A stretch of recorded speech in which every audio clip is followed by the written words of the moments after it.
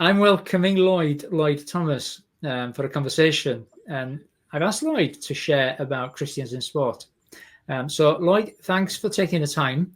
Okay. Yeah, lovely to be with you, Gwyneth. Well, yeah, it's great to have you. And just introduce yourself to start with. Before we go to look at Christians in sport, just introduce yourself so that people get a picture of who you are and where you're based, etc. Yeah, thanks, Gwyneth. Yeah, so as you mentioned, Lloyd, I live just outside Swansea with my wife, my daughter, who's 6 months old, Arlo.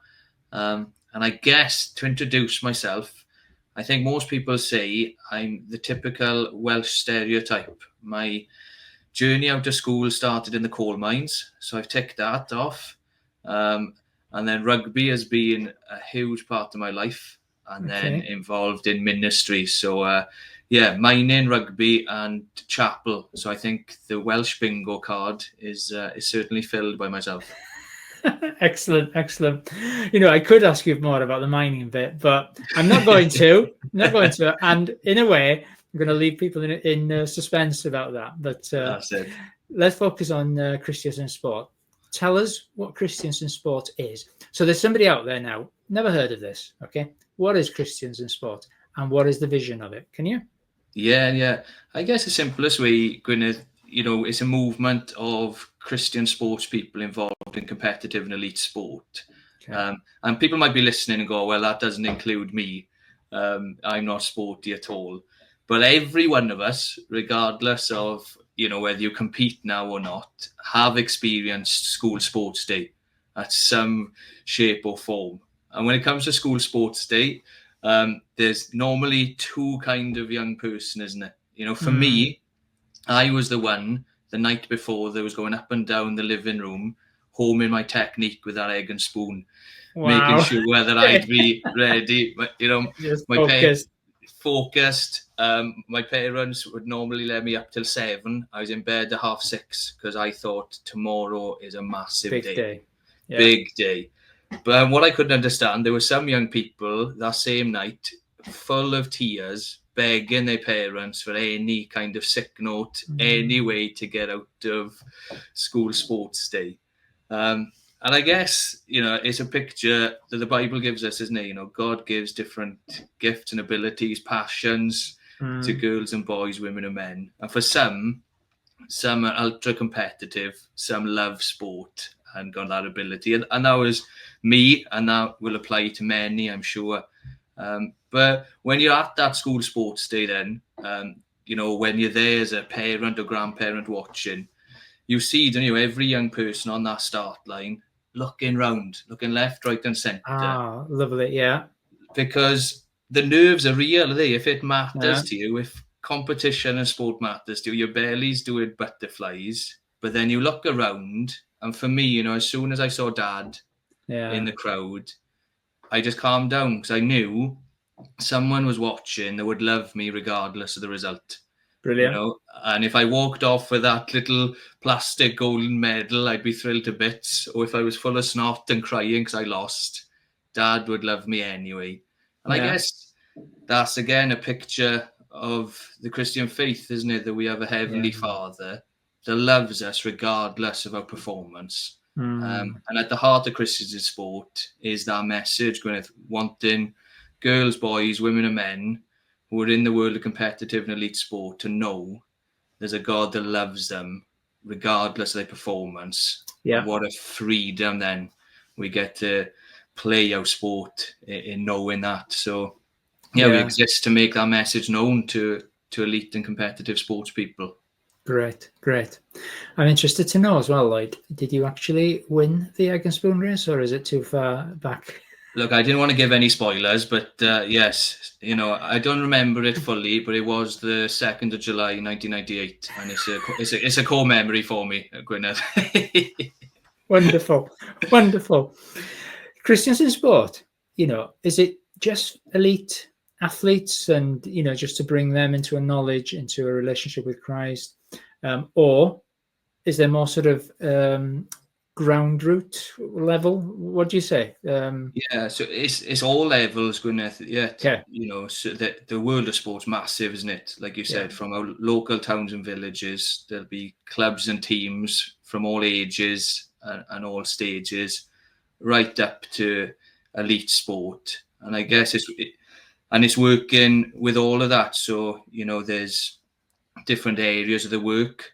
Supporting those that are in the unique kind of elite world of sport looks differently to working with young people through a local Absolutely. church or across a Yeah. local area.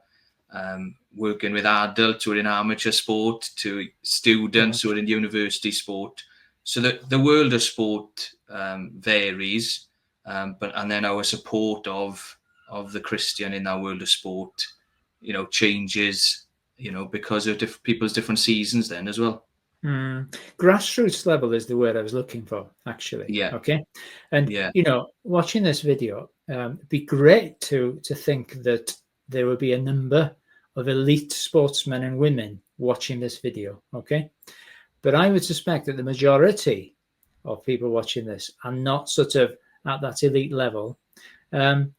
How can Christians in sport sort of, why should they think about Christians in sport as being relevant to either their life or their children's lives or their church's life or the school's life? Why would it be relevant to them, do you think? Yeah. And I think you mentioned a key thing there, the church, Gwyneth. I think that's the primary place. Yeah. That's God's design for discipleship, for building people up in faith within that Christian community.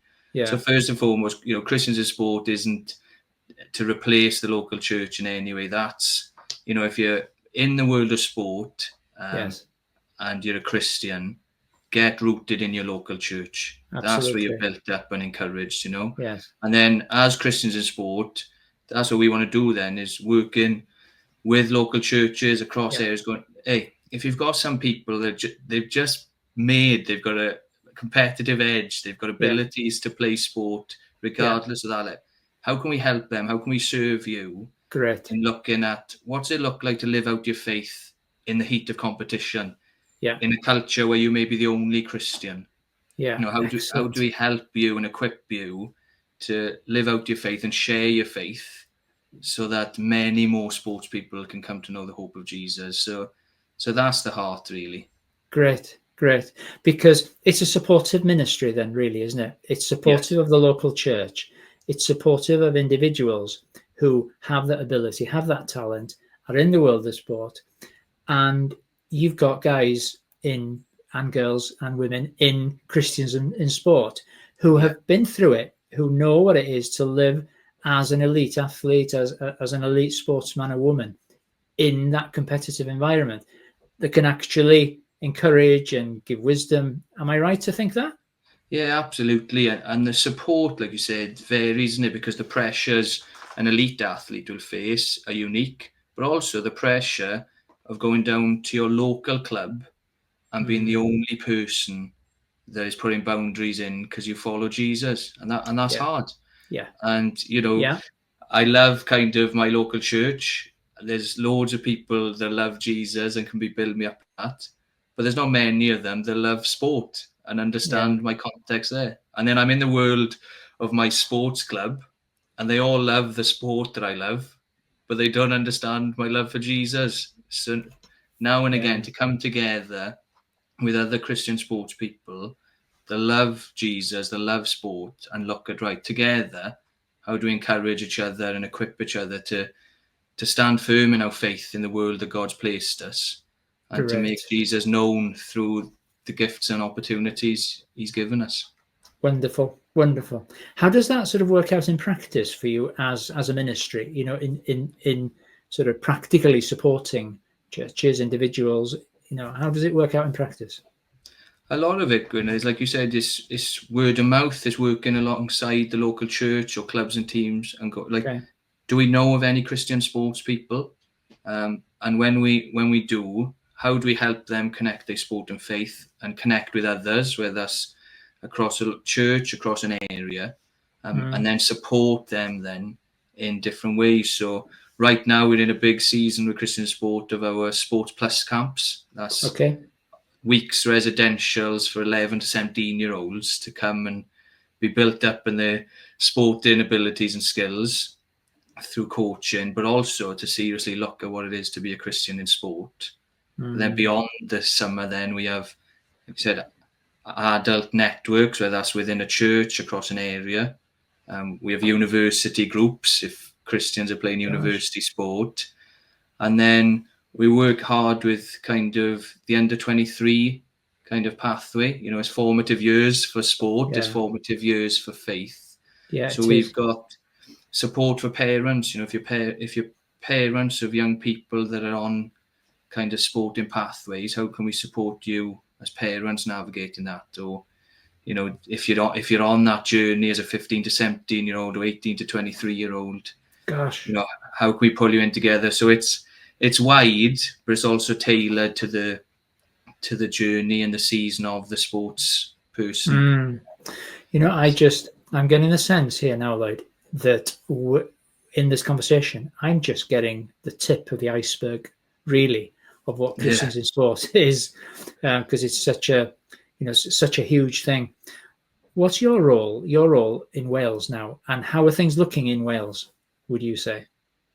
Yeah, I get the joy now of overseeing the work in Wales. So, like I said, from young people to amateur adults to students to elite. Do you have an official title? Staff worker. I think that's staff worker. Very humble, aren't you? Yeah, that's the official title. But you lead the work in Wales, yeah? Yeah, I get to carry out the work across Wales, and then work with fantastic individuals and churches across this nation. Excellent. And through Welsh and English as well. You know, I'm first language Welsh, so able to deliver then, whatever we need to deliver in areas in both Welsh and English, which I find a privilege. Yeah. So how would you describe things in Wales as far as, you know, is it busy? Are you looking for more contacts, or that's probably a continual thing, isn't it? I would think. Yeah, I guess the prayer is, you know, the harvest is plentiful and the workers are few, isn't it? If you think, right, how big is the world of sport across Wales? You know, there's clubs and teams in every town and village. Yeah. But then how many of them teams do we know that's got a Christian, you know, living out their faith and looking to make Jesus known there? Very little. So there's so many encouragements across Wales, but just to kind of paint a picture, there's a great guy. He's been helping lead the network for us in an area of Wales, involved in the rugby club himself. And we sat down once and just tried to map out, right, what's the world of sport across this area? And we worked out there's 53 sports clubs in that town. You know, so many of them will have multiple teams, you know, of all ages. Gosh. And then he went around the churches and asked, you know, do you know any Christians, you know, are in these sports clubs? He found 3. Out of 53 clubs, 3 of them had a Christian involved. Gosh. Right. So to get together, we would just pray, God, you know, would you raise up Christians to be in them clubs and teams? Or if there are Christians that have been in and maybe found it difficult, how do we support them and encourage them? How do we work alongside the church school? There's a huge mission field here, and God's given abilities to some people to really enjoy him and delight in him in our world. But it's tough because it's an environment where often you're on your own as a Christian, and that's where back to the local church being so important, isn't it? You're built up and then sent then to that world of sport. Do you know what I can see, Lloyd, is that majority of churches are very good at recognizing sort of gifts in worship, gifts with kids, gift in evangelism, preaching, etc. And they will nurture those because they see those gifts and they see the importance of them, rightly so. But being a sports person with a sports gift, a gift for sports, is an equally important gift, right? That God has given that should be equally nurtured. Yes? But we don't always see it in churches, because it's the spiritual gifts, build up the church, etc., that are rightly important. But possibly we see, somebody who's talented with sport as a secondary gift, when it's not really. Yeah. It's equally valid in a different environment for mission, and So there's a pastor listening now, and they're thinking, oh, I've got somebody in my congregation, and that is really talented, and I want to support them. How could you, as a ministry, Christians in Sport, support that pastor and that individual and that family? So let's just take that as an example. Yeah, Gwyneth, that's the ideal scenario there, where someone is in the world of sport, wrestling with what it looks like to be a Christian in that world. Brilliant. And I'd say get in touch, because, like I said, there's clubs and teams that we know of Christians in, and there's churches that we know that are Christian sports people within. Okay. But I can't pretend that I know every Christian involved in competitive sport across Wales. No, not yet, anyway. Not yet. But so that's a wonderful scenario there, where someone gets in touch and goes, look, here's our context. Here we are as a local church. Here, let's have a conversation about what that looks like. So, yeah, that is a kind of template of what's been happening, and what my work has looked like over 10 years now, is just building them connections, and then looking at, right, you're in this context, in this local church, in a village, or you're in a city, or you've got one or two people in your church that love sport. How do we connect them across an area? And just looking at them, them two things, isn't it? How do we build them up in prayer and evangelism to the world of sport that they find themselves in? So like you said, Gwyneth, if someone is listening, I'm sure, my email could be put to the end or something. Absolutely. And please do reach out. We'd love to serve you. Yeah, brilliant.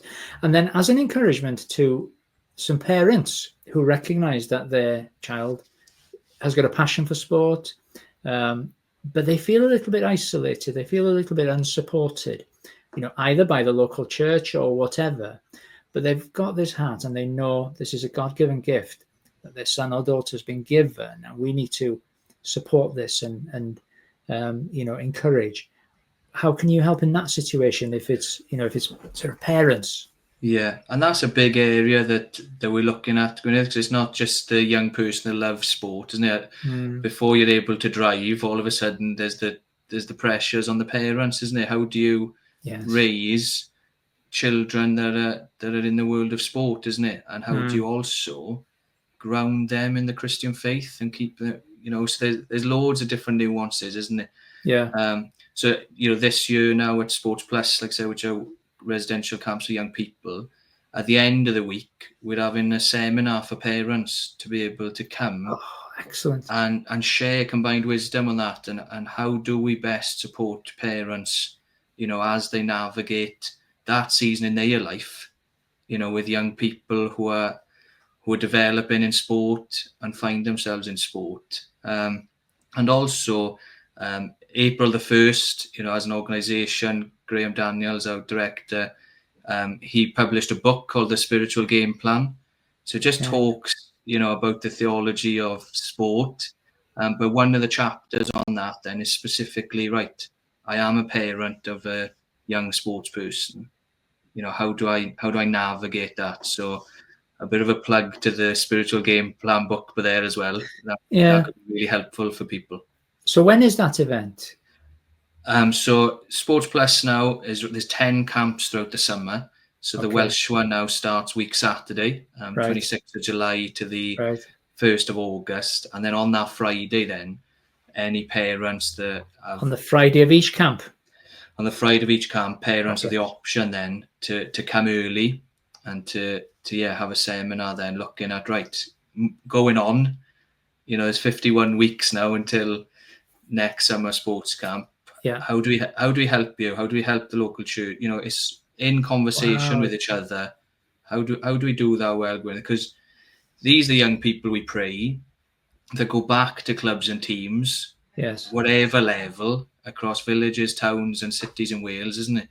Yeah. Living for Jesus, making him known. And wouldn't it be just fantastic in years to come that there's a Christian in every club and team, and Jesus is working through them, and churches are seeing sports people return to faith in the Lord. That's the big prayer, isn't it? Because there's a massive mission field out there. Yeah. Massive in the world of sport, I mean, even. Yeah. And that's just one part of it. So really, as I'm getting the picture of Christians in sport now, pastors can get in touch, church leaders can get in touch. We could do with some help, some support, some advice, some wisdom, or parents, definitely, or the individual themselves, provided they're sort of old enough, obviously, or if they're young, get their parents to contact. Excellent, brilliant. So, contacting you, give us some details as far as contacting you, because obviously Christians in Sport have got a website. So a lot of what we cover today is on the on the website. If people just wanted to, have a look at the other pages that explain a bit more about that, but also you can directly get in touch with me through email, Gwyneth. That'd be no problem at all. Okay. And Lloyd, your email address is? So lloyd.thomas@christiansinsport.org.uk. Okay, I'll put that up as well. Yeah, and it'd be great, great. And again, the book will be on the website as well, if that's, again, for pastors or for people navigate, right, what's the Bible say about sport, the different tensions. There's different passages for, like, I'm a coach, I'm a player, I'm a parent, I'm a pastor, all kind of following the kind of theology then. So, Lloyd, before we sort of say goodbye, is there anything else that is burning on your heart that you think is important to share? Something that I possibly haven't sort of asked you, or you don't feel you've had the opportunity yet? Anything else to close with?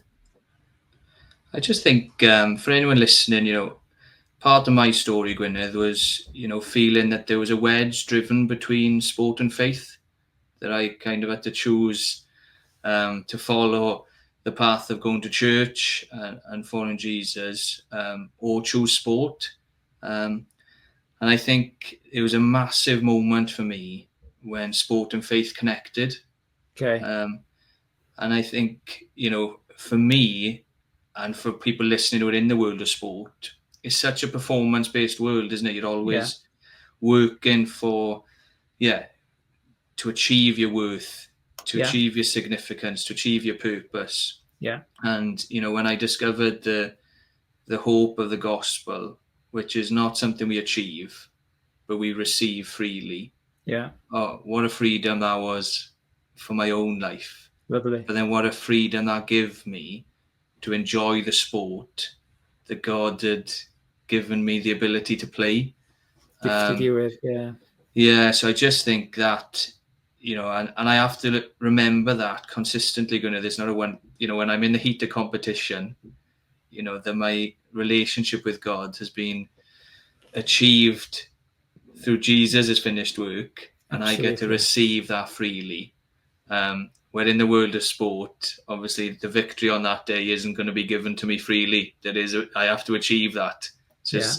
It's living in that reality, and just remembering the freedom that God's given me to play.